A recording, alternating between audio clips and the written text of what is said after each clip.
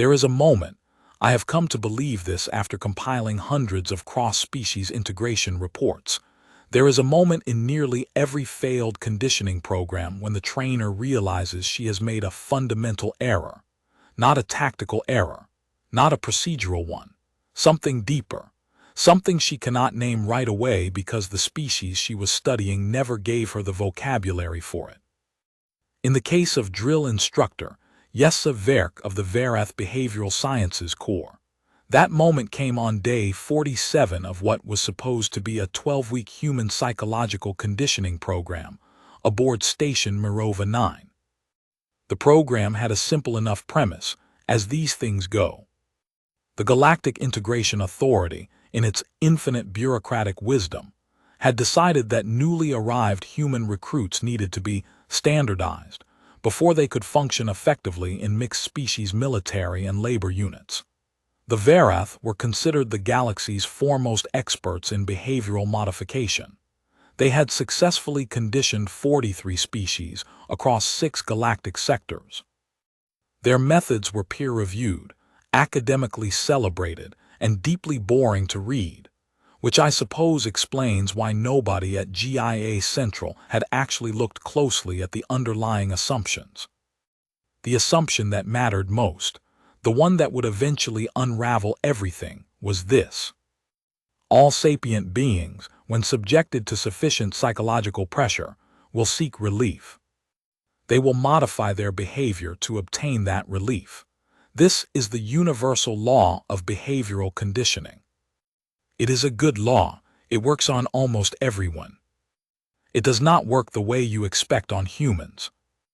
What follows is the compiled documentary record of the Verath conditioning incident, drawn from station security footage transcripts, medical bay reports, personal testimony from participants on both sides, psychological evaluation logs, and 3 separate official inquiries. Names have been preserved at the subject's request. Several of the human participants actually asked that their names be used, which should tell you something about them before we even begin. This is not a simple story about humans being tough. Humans are not simply tough. Toughness is the wrong word and the wrong frame.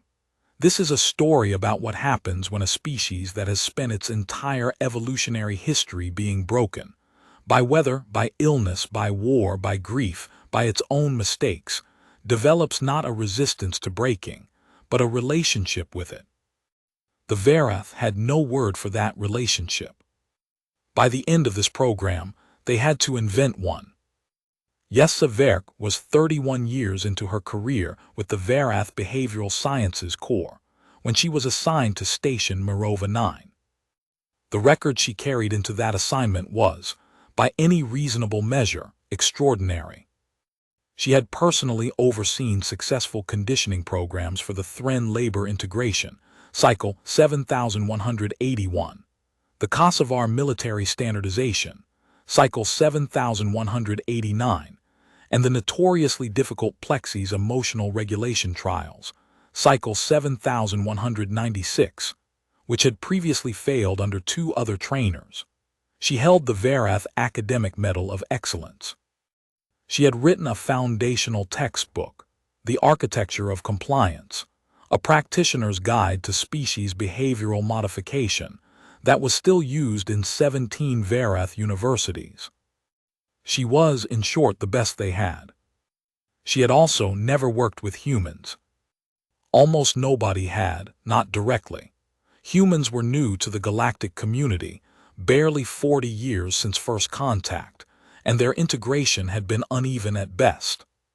The early contact teams had come back with deeply contradictory reports. Humans were primitive but oddly inventive. Humans were emotionally volatile but capable of extraordinary restraint. Humans were territorial but showed unusual willingness to sacrifice for members of groups they barely knew.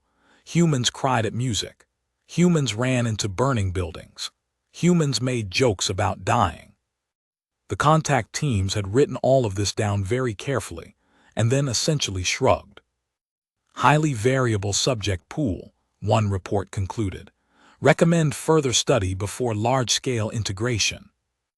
The Galactic Integration Authority had read this report and decided that what was needed was not further study, but a good conditioning program run by someone who knew what she was doing.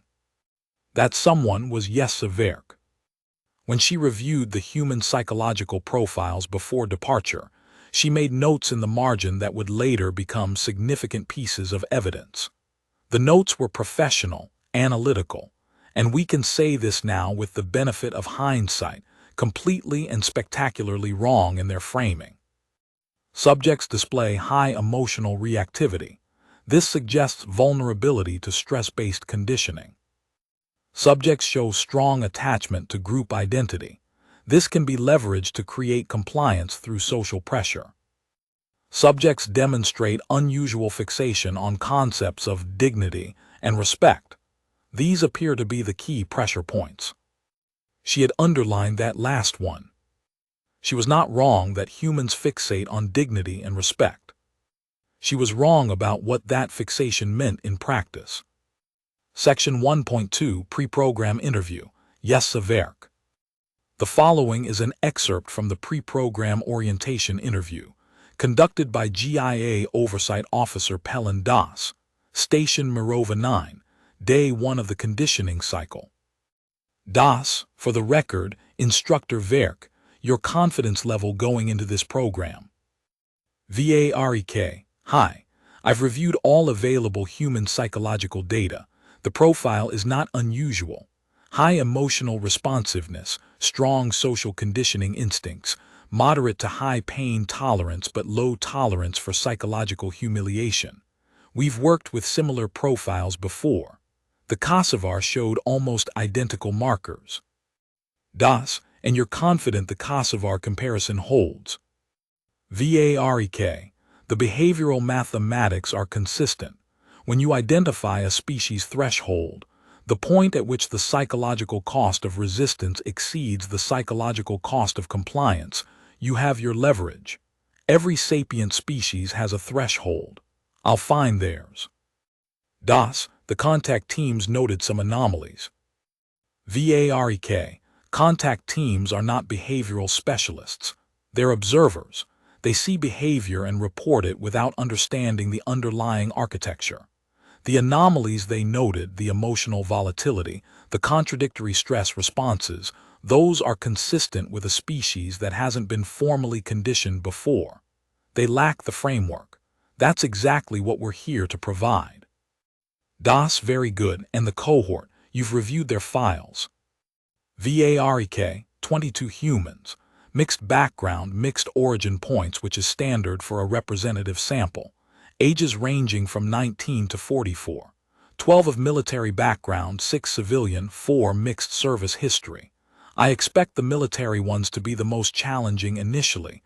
They'll have pre-existing group solidarity, but that solidarity is also a tool. I can use it. Das, anything you'd flag as a concern? Pause of approximately 3 seconds. VAREK, one subject. Designation H11 in the intake roster. Lenora Cass, 44 years old, civilian background, but she's listed as a former crisis negotiator from a place called, I need to check my notes, Detroit. I'm not familiar with the significance of that location. Das, should I pull regional data? VAREK, don't bother. Regional variation among humans is largely cosmetic. The underlying behavioral architecture is species consistent. End of interview excerpt. She would later, in her formal testimony before the GIA Inquiry Board, describe this answer as the single most expensive sentence she had ever spoken. Detroit, as it turned out, was not cosmetically different from anything. But we'll get there. They arrived on a transit shuttle from the orbital relay point at 4:40 station time, which is the dark and disorienting hour that Verk had specifically requested for all arrivals. The disorientation of unfamiliar time cycles was a standard opening gambit. Nothing aggressive, just a low-level disruption to circadian rhythms designed to make subjects feel slightly off balance before the program even formally began. The security footage from the intake corridor shows 22 humans stepping off the transit shuttle into the harsh white light of the processing bay. Some of them squinted, some stretched. Two of them appeared to be having a quiet argument about something.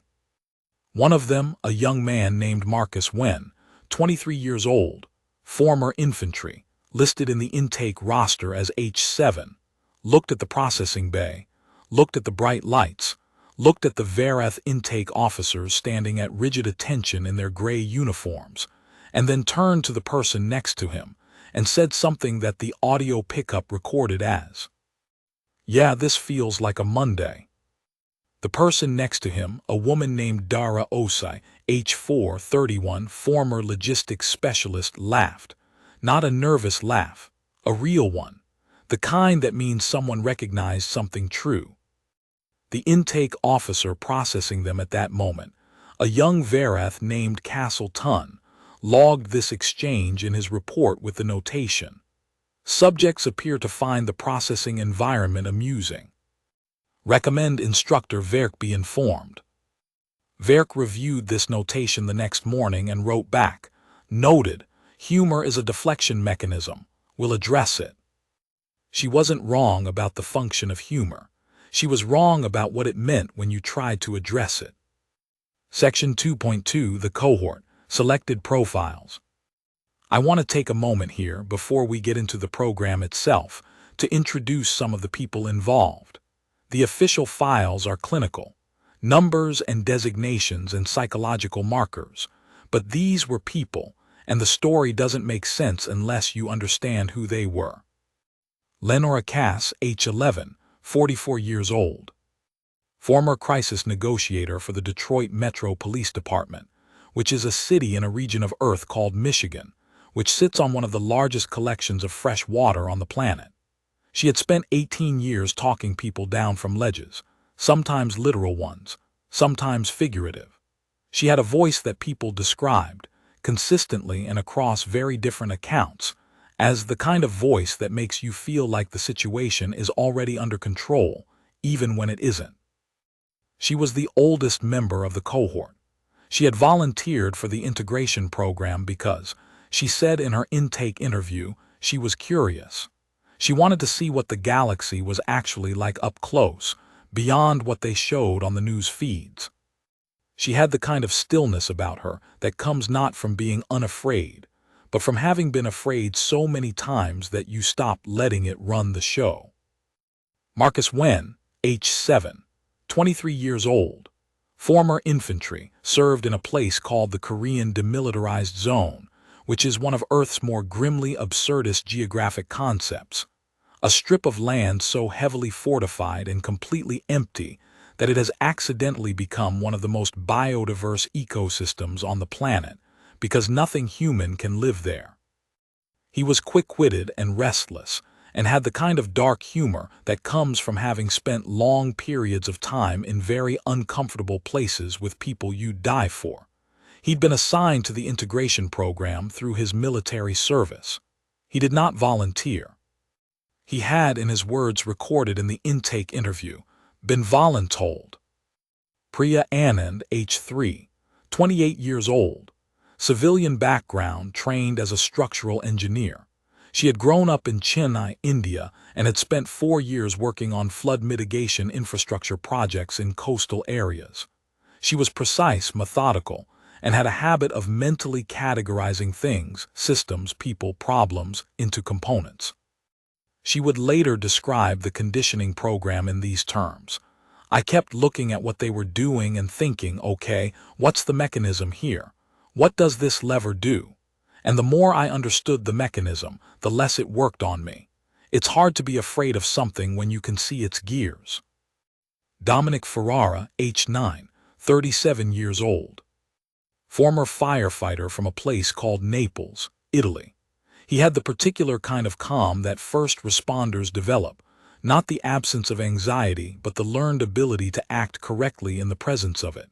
He was built broad, moved quietly, and had a laugh that seemed to come from somewhere deep in his chest.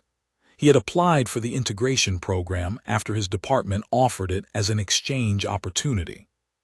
His captain had described him in his recommendation letter as the kind of person who makes everyone around him more capable just by being present. Zahra Mensah, age 14, 26 years old, civilian from Accra, Ghana, trained as a trauma nurse. She had worked in emergency departments through 3 separate disease outbreaks and 1 regional conflict that sent injured people through her ward for 11 months without stopping. She slept very efficiently, one of her notable adaptations, noted in her medical intake, and had developed the ability to disconnect emotionally from a situation while it was happening and process it fully later.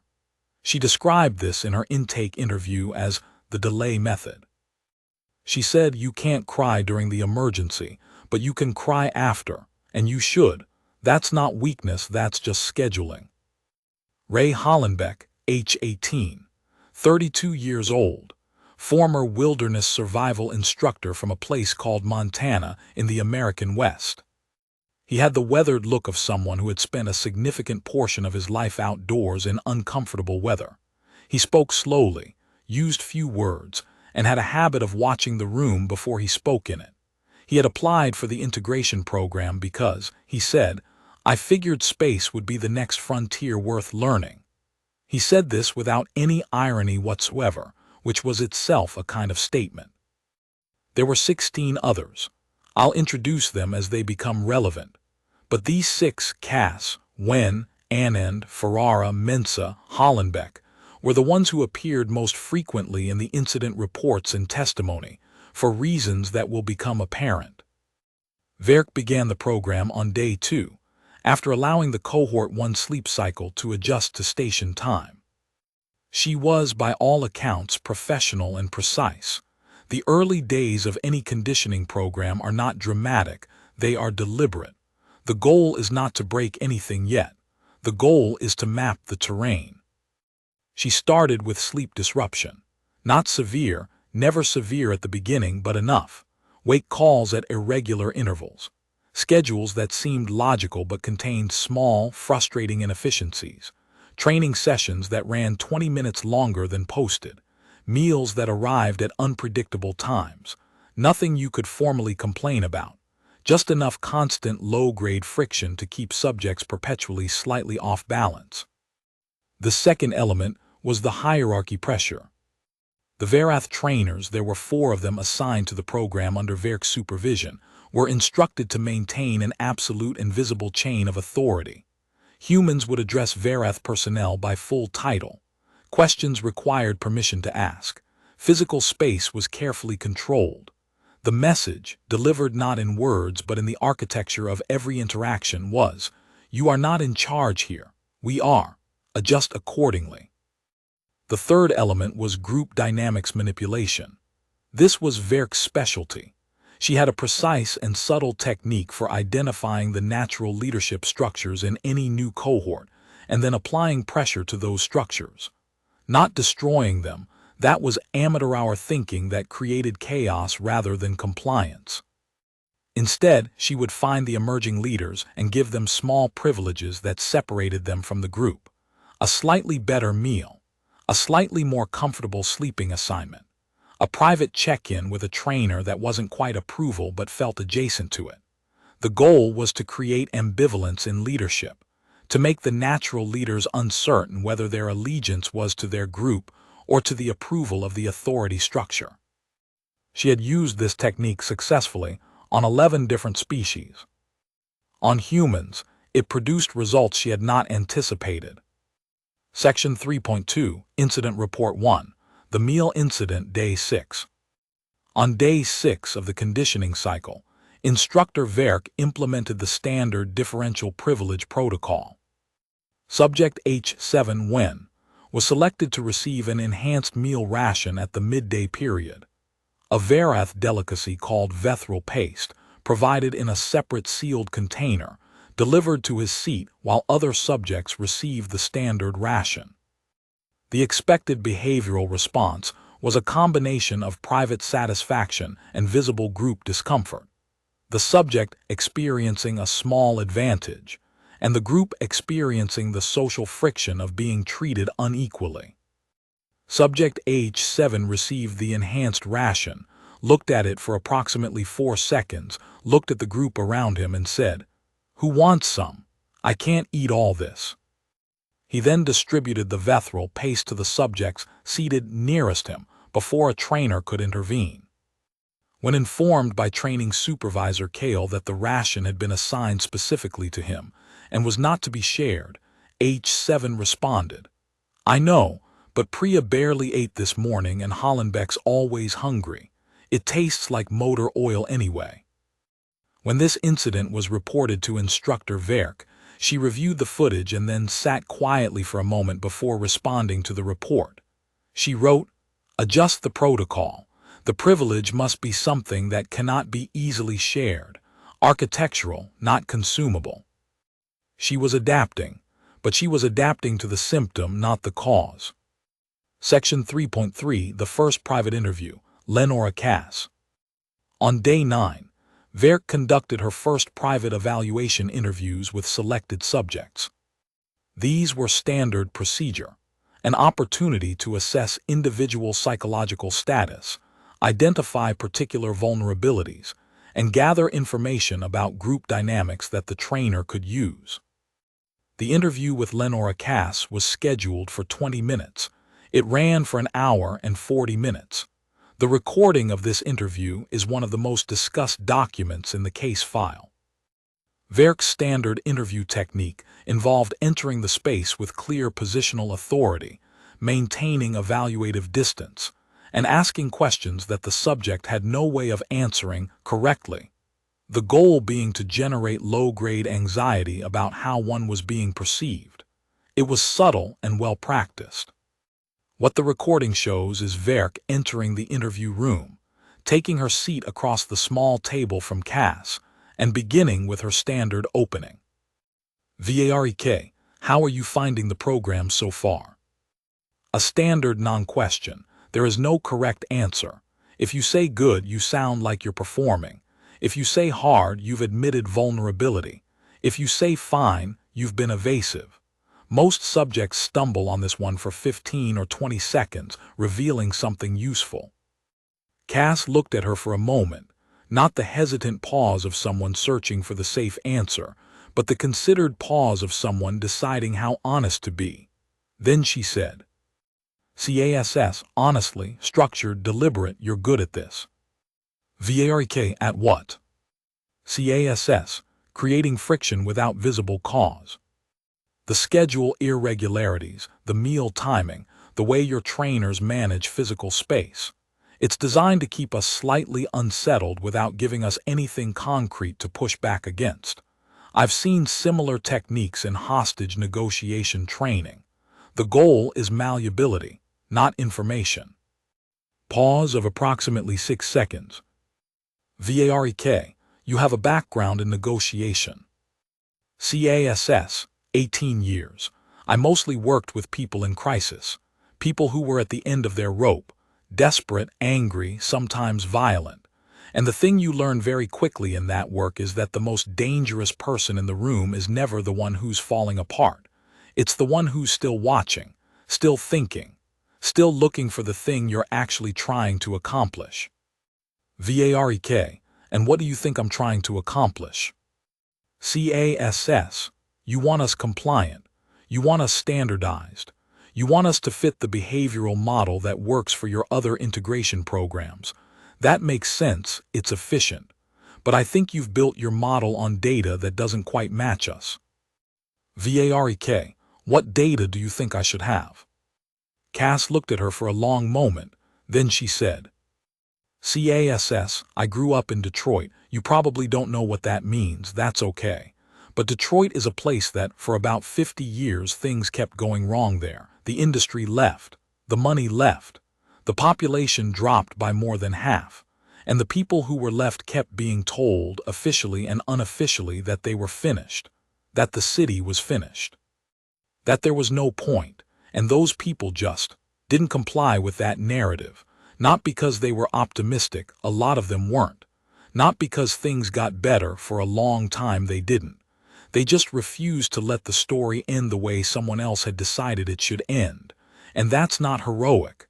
That's not special. That's just what people do when you try to convince them they're done. VAREK, are you telling me this as a warning? CASS, I'm telling you this as information. You asked what data you should have. That's the data. We don't break the way you're expecting us to break. Verk's notes from this interview were brief. She wrote, Subject H11 is perceptive and verbally sophisticated. Possible counter-conditioning influence on group. Monitor closely. Do not allow her to establish authority position with cohort.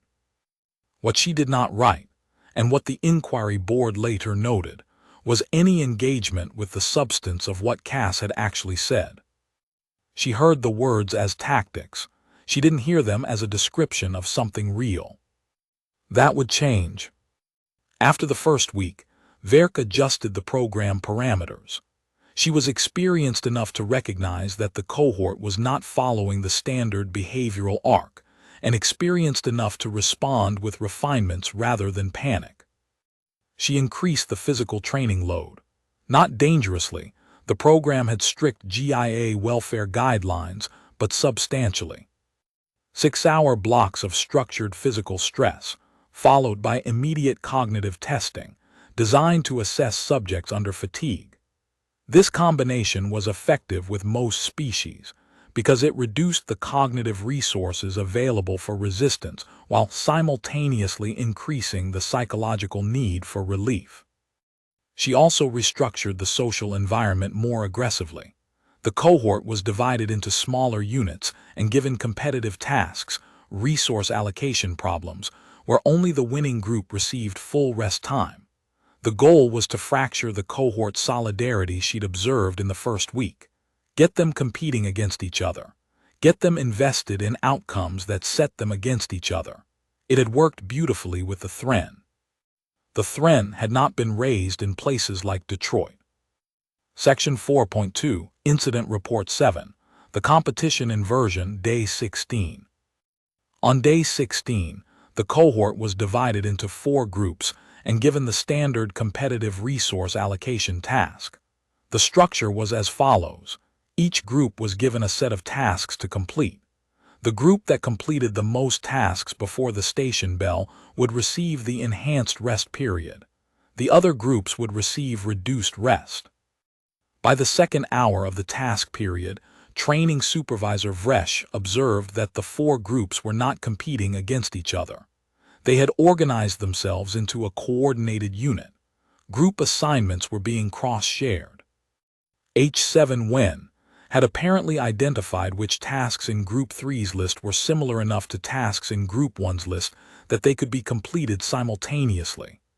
H3 Anand was running a real-time efficiency calculation on what she called the resource allocation problem, which she had decided was not which group wins, but how does the total system maximize output. When Supervisor Vresh intervened to remind the cohort that this was a competitive exercise and cooperation between groups was not permitted, H11, Cass, asked, very politely, whether that had actually been stated in the task briefing. Supervisor Vresh checked the task briefing. It had not been stated. An oversight in standard procedure. The briefing assumed that subjects would intuitively understand competitive parameters. With every previous species, the competitive framing had been so culturally legible that it hadn't needed to be stated. With humans, the absence of an explicit rule was an opening. Supervisor Vresh filed her report with the notation, recommend explicit competitive parameters be added to all future task briefings. Subjects exploited procedural ambiguity. Verk read this report and sat with it for a long time. What she was looking at was not just a procedural gap. She was looking at 22 humans who had, collectively and apparently instinctively, decided that the correct response to a zero-sum competition was to make it not zero-sum. She wrote in her private log, not the official record, but a personal journal she kept in parallel, something she did not include in her professional notes. They changed the game, not in defiance, in reflex, as if the game as presented was so obviously wrong that the only sane response was to make a different one. She did not know what to do with this observation yet. She filed it away and adjusted the parameters. Section 4.3, Week 4, The Dignity Pressure. By week 4, Verk had decided to move to what her textbook describes as the dignity pressure phase, the element she had identified in her original notes as the key human leverage point. The dignity pressure protocol was, in its basics, exactly what it sounds like. It was a systematic effort to undermine subjects' sense of self-worth and individual dignity through a combination of techniques: public correction in exaggerated terms, the assignment of humiliating or pointless tasks, cleaning equipment that wasn't dirty, moving objects and then moving them back, forced performances of deference, and the gradual erosion of privacy. It was an ugly phase of the program. Verk knew it. The textbook acknowledged it. Dignity pressure is uncomfortable for both trainer and subject, she had written, but it is a necessary pathway to the compliance plateau, after which the work becomes constructive. The compliance plateau was the point at which subjects stopped spending psychological energy on resistance and redirected it to functioning within the new framework. It was, in her experience, a relief for everyone. She had reached the compliance plateau with every previous species she had worked with. The longest it had taken was 4 weeks. With the Plexis, who had been her hardest previous case, it took 3 weeks and 6 days. She was now entering week 4. The humans had not reached the compliance plateau. They were not approaching the compliance plateau. They appeared to be doing something else entirely. Section 4.4, Personal Log Jesse Verk, Day 26. The following is an excerpt from Verk's personal journal, later submitted as evidence to the GIA Inquiry Board at her request. She specifically asked that it be included in full. Day 26. I assigned them the equipment cleaning protocol today. 3 hours of cleaning equipment that was already clean. Standard dignity pressure. The goal is to create the experience of pointlessness, of one's effort being meaningless, of existing at the complete discretion of an arbitrary authority. H-18 Hollenbeck cleaned his assigned equipment for approximately 40 minutes, then, when he ran out of equipment, started cleaning other people's equipment, without being asked, without comment. He's now on his 3rd hour of meticulous maintenance work on machinery that hasn't been used in months. He is not performing anger or endurance. He is just cleaning things, thoroughly, as though it matters. H7 Wen started making a joke about 40 minutes in. Not a defiant joke, not a joke aimed at me or my trainers, an absurdist joke about the relationship between clean machinery and cosmic meaning. The others laughed. H14 Mensa added something I couldn't catch in the audio, more laughter. They're still cleaning. They turned it into something else. What did they turn it into? I have been thinking about this all afternoon. The dignity pressure works because the subject experiences the pointlessness of the task and redirects that feeling inward toward helplessness, toward the conclusion that their effort has no value, that they have no agency. That's the mechanism. These subjects are experiencing the pointlessness of the task and redirecting it outward, sideways. They're making meaning where there isn't supposed to be any. They're finding the human content in a situation designed to have none. Jokes, solidarity, the quiet satisfaction of doing something well even when doing it well doesn't serve any purpose. I don't know what to do with this. Check the notes, check the precedent, there isn't one. Section 4.5, The Breaking Attempt, Day 33. On day 33, Verk made a decision she would later describe as her first real error. She had been patient, she had been methodical, but the program was entering its 5th week and the cohort showed no signs of approaching the compliance plateau. Her professional reputation was connected to this program. GIA Central was monitoring progress reports. The timeline was slipping. She decided to identify the cohort's most psychologically vulnerable member and apply concentrated pressure, the goal being to produce a visible breakdown that would demonstrate to the rest of the group what noncompliance ultimately cost. This was an advanced technique. It required precision. It was not in the standard curriculum, but it was in the Advanced Practitioner Supplement that Verk had helped write. She reviewed all 22 psychological profiles and identified her target, H6, a young man named Tomás Rivera, 20 years old, former student, civilian background from a city called Guadalajara. He was the youngest member of the cohort by 3 years. His psychological profile showed high empathic sensitivity. He responded strongly to the emotional states of people around him, and an above-average need for social belonging. He had shown some signs of distress in the sleep disruption phase, and had been observed crying quietly in his bunk on day 14, which had been logged. He was, on paper, the most breakable. Verk pulled him from group activities on the morning of day 33 and conducted a targeted individual session. 6 hours. The techniques she used are documented in the medical review, but I am not going to reproduce them here in detail, because this is a document about what humans do, not a manual for hurting them. What I will say is that the session was designed to systematically dismantle Tomás Rivera's sense of self-worth, his confidence in his own perceptions, and his feeling of being part of something larger than himself. It was, as these things go, technically expert work. At hour 4, Tomás Rivera cried, visibly, audibly, the kind of crying that is not performative or controlled, the real kind, the kind that takes over your whole face. Verk noted this in her session log as a breakthrough indicator.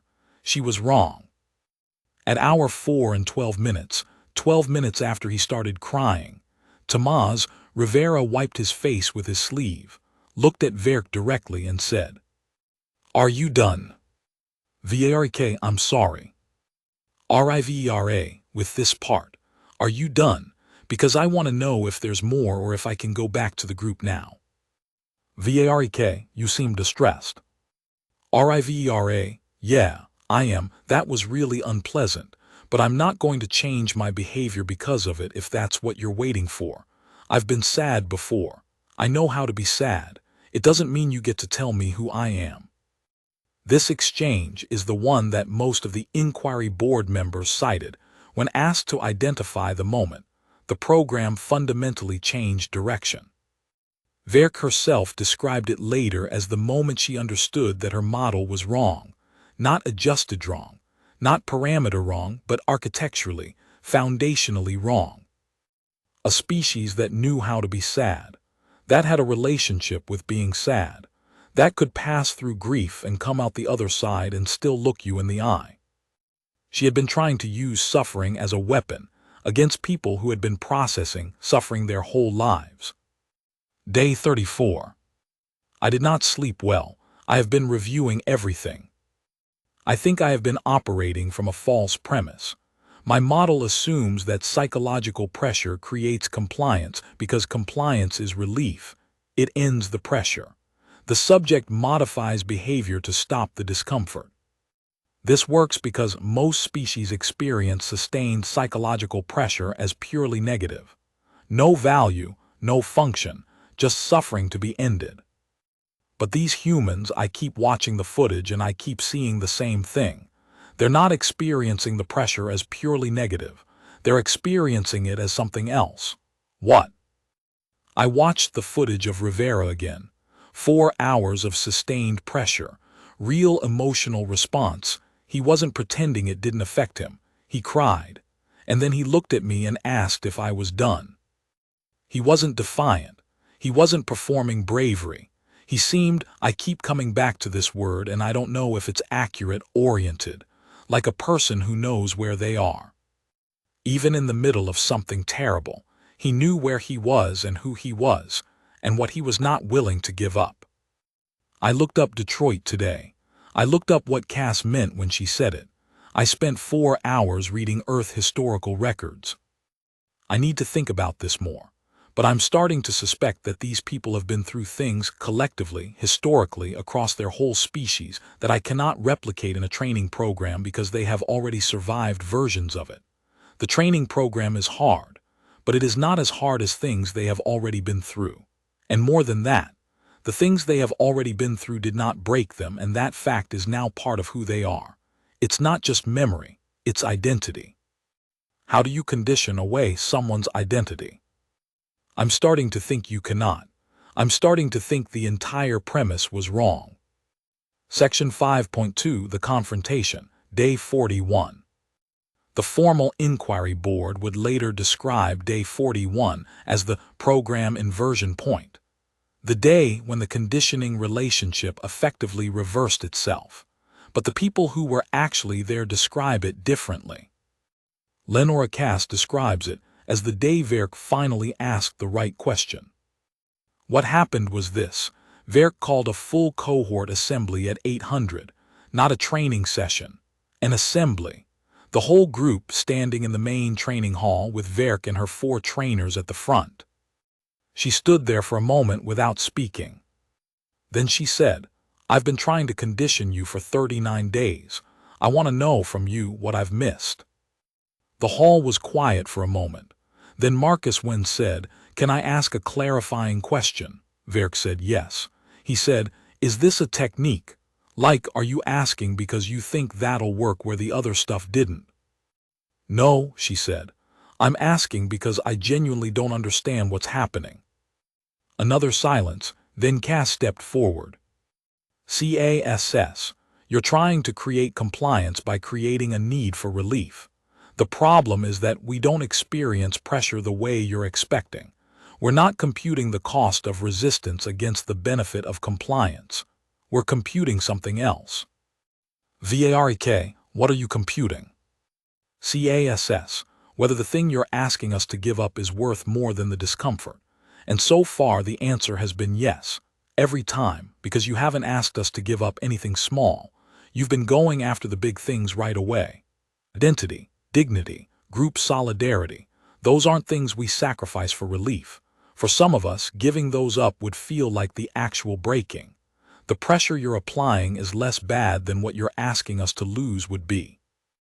"VAREK, then what can I ask you to change?" "CASS, honestly, probably a lot. We're adaptable, we're flexible.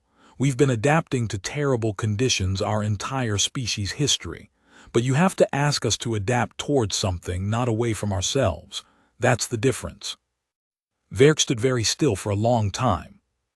Then she did something that none of her trainers had ever seen her do in 31 years of practice. She said, "I need to revise the program. I would like your help." Priya Anand, in her later testimony, said, "That was the most surprising thing that happened in the whole 47 days. Not any of the hard stuff. That. Watching someone who was very good at something admit that it wasn't working and ask for help anyway." Section 5.3, Days 41 through 47, The Collaboration Period.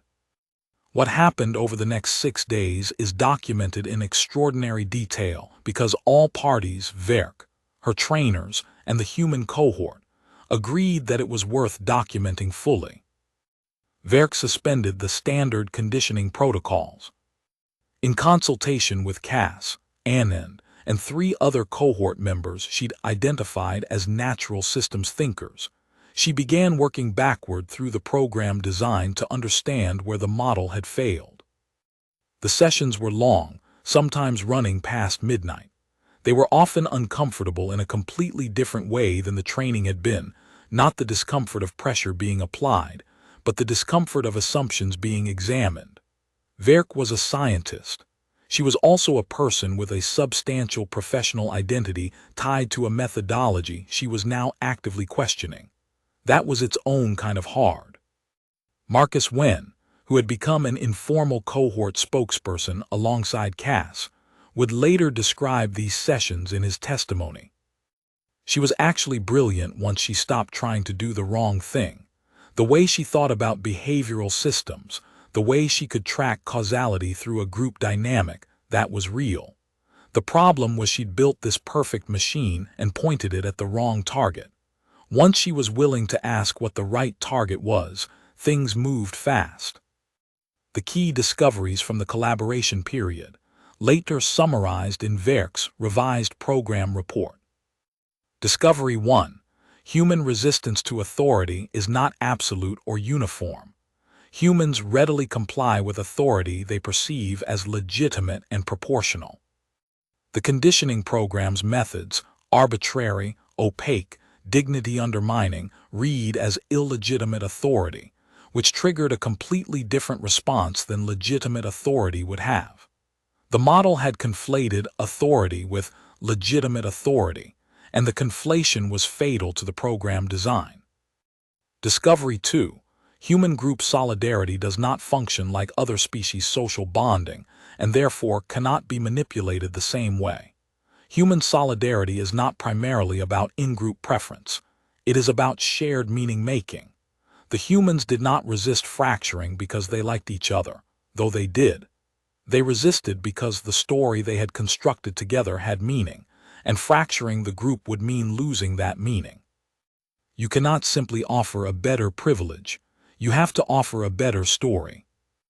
Discovery 3. Human emotional volatility is not a vulnerability. It is a processing mechanism. Humans feel things intensely and then, when functioning well, move through those feelings rather than being controlled by them. Rivera's crying was not a breakdown. It was his nervous system doing its job. Discovery 4. Verk's personal contribution, day 45. What she had mistaken for stubbornness was something more complex.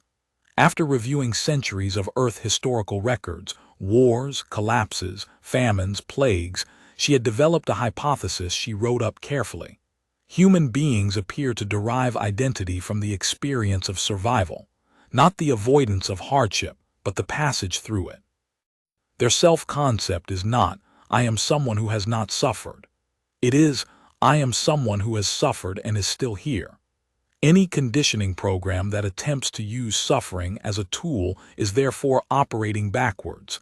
It is strengthening rather than weakening the subject's core identity. She submitted this discovery to the GIA Behavioral Sciences academic journal 3 months after the program concluded. It is now considered a foundational paper in the field of cross-species behavioral adaptation studies.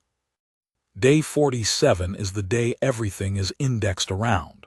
The inquiry board returns to it. The academic papers cite it.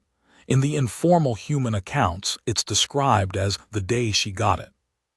What happened was not dramatic in the cinematic sense. There was no confrontation, no standoff, no single speech. What happened was quieter than that, and in some ways more complete. Verk had been working in the training room with Cass, Anand, and Hollenbeck since 600, reviewing the collaboration period's findings.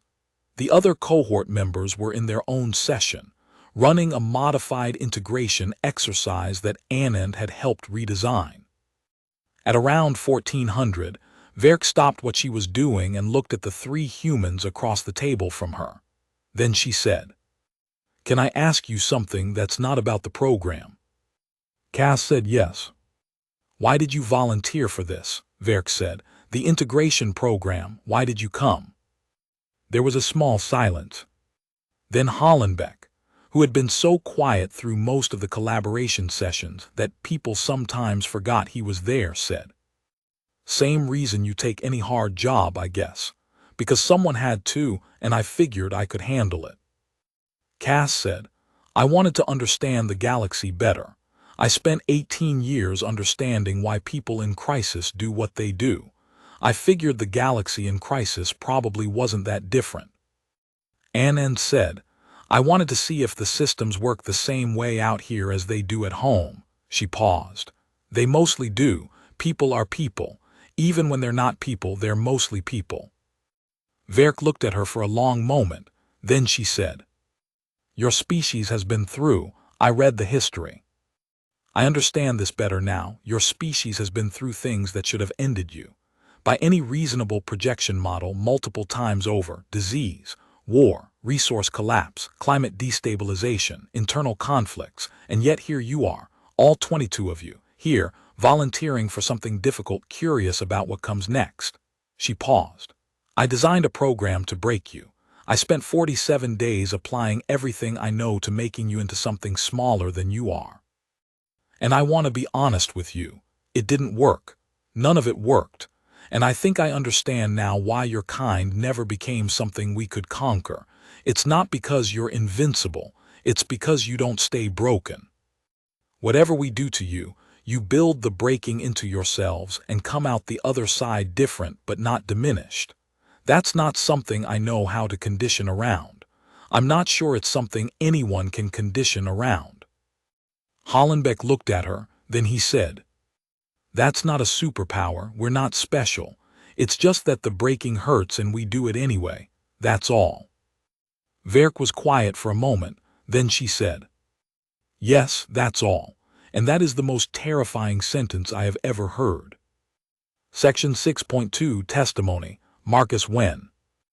The following is an excerpt from Marcus Wen's formal testimony before the GIA Inquiry Board, delivered approximately 3 months after the program's conclusion. "You want to know what it was like from our side? Okay, I'll tell you. The first week was just irritating, like annoying but manageable. I've done military service. I know what manufactured hardship looks like. The sleep disruption, the pointless tasks. I've had sergeants who did that stuff for fun. It wasn't fun, but it wasn't anything I hadn't seen. What was interesting, and I mean actually interesting, not interesting as a polite word for terrible, was that you could see the system. Like you could see what it was trying to do. Priya spotted it first. She sat down on like day 4 and went, okay, here's what the mechanism is. And once you can see the mechanism, it's different. It's still uncomfortable, but it's not confusing anymore. It's a puzzle. And humans are really, really bad at giving up on puzzles. The thing that surprised me the most, genuinely, not the dignity stuff, not the sleep disruption, not any of the pressure tactics, was when Verk stopped. Day 41. When she stood up in that room and said she wanted to understand what she'd missed.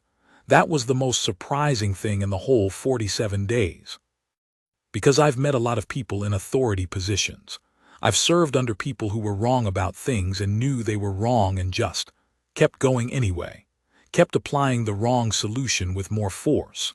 And there's something, I don't want to make it more than it was, but there's something about watching someone in her position say, I got this wrong, help me understand. That was actually harder to resist than all the pressure had been.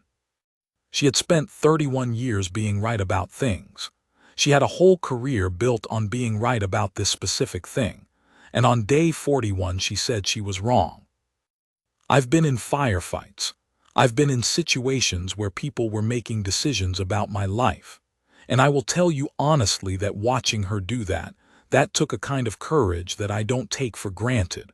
Whatever else I think about how the program was designed, and I have thoughts, I think she was brave on day 41.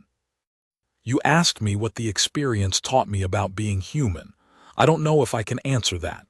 I think I already knew the main thing, which is that people can get through more than they think they can. But maybe I learned something about why. It's not stubbornness, exactly. It's more like we keep finding each other in the hard parts.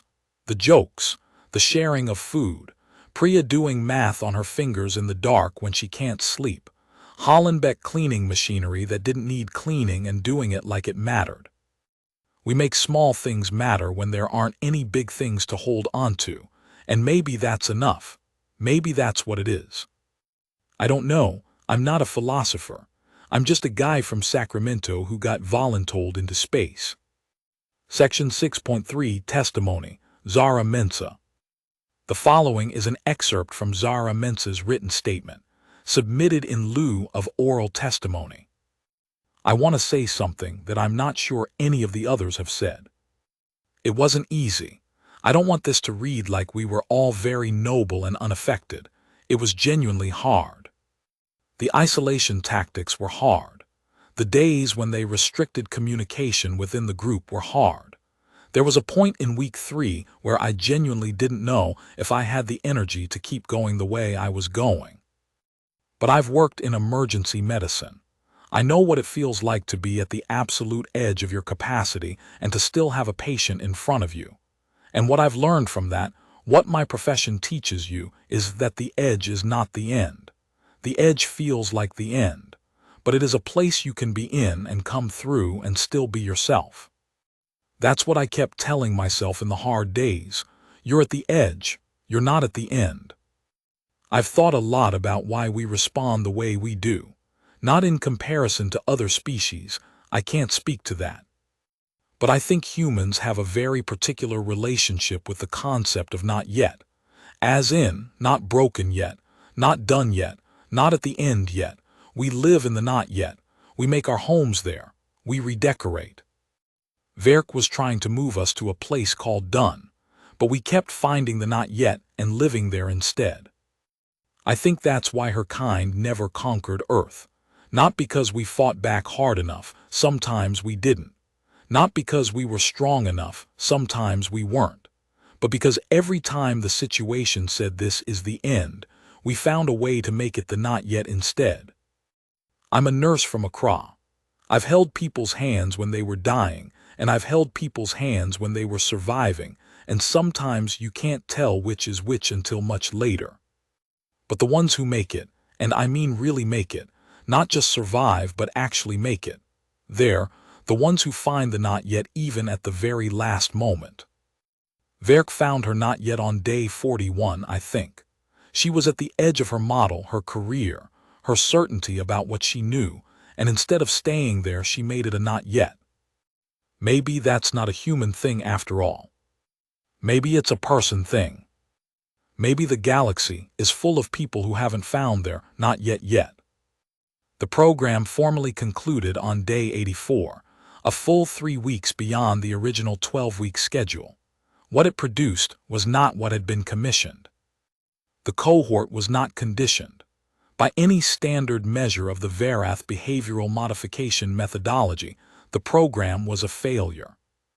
No compliance plateau was reached. No standardized behavioral modification was achieved. What was achieved, and Verk spent 40 pages of her conclusion report documenting this, was something that no previous integration program had produced, a mutual behavioral science study. The human cohort, having had the program's mechanisms explained to them, partly by Cass and partly by their own observations, had become active participants in the analysis of their own responses. Anand had built what she called a system map of the conditioning program's logic and failure points, using spare notation materials, that Verk later included as Appendix 7 in her formal report with a formal academic attribution. The report's key recommendation, in Verk's own words, the Verath conditioning model is not applicable to human subjects and should not be applied to them. This is not a failure of the methodology. It is a species incompatibility. The underlying behavioral assumptions of the model require a subject population that experiences sustained psychological pressure as a net negative state that motivates compliance.